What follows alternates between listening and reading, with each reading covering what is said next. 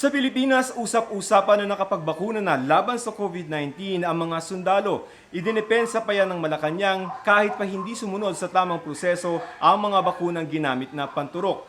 Pero sa Estados Unidos at sa United Kingdom na unang nakatanggap ng bakuna, hindi kasama sa kanilang prayoridad ang mga sundalo at pulis. Here's Richard Haydarian.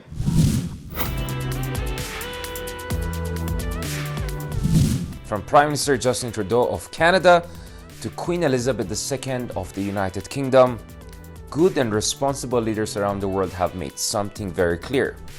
Ayaw nila ng special treatment pagdating sa medication or testing or vaccines with respect to the COVID-19 pandemic. So kamusta naman sa Pilipinas? And how come it seems even top generals or members of our security services seem to be open to unproven vaccines and medications from overseas, including from China? Now, things got more interesting recently when it was found out that the Philippine Presidential Security Group, the PSG, relied on smuggled vaccines, unproven vaccines, earlier this year.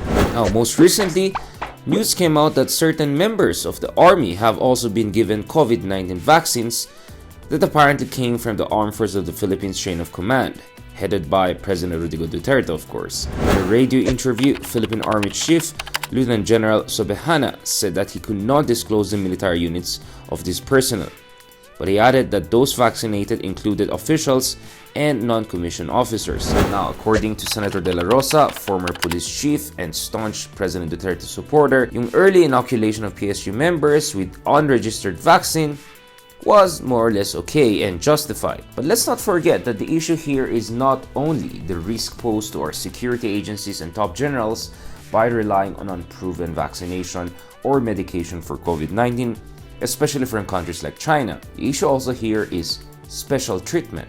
Now, let's contrast that to other countries, including the United Kingdom and the United States.